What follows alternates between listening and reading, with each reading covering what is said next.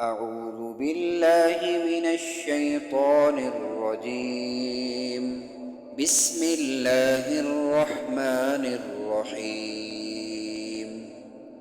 والتين والزيتون وطور سينين وهذا البلد الأمين.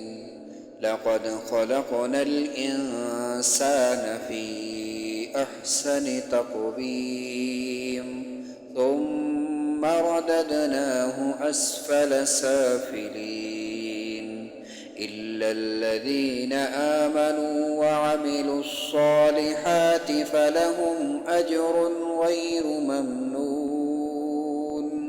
فما يكذبك بعد بالدين؟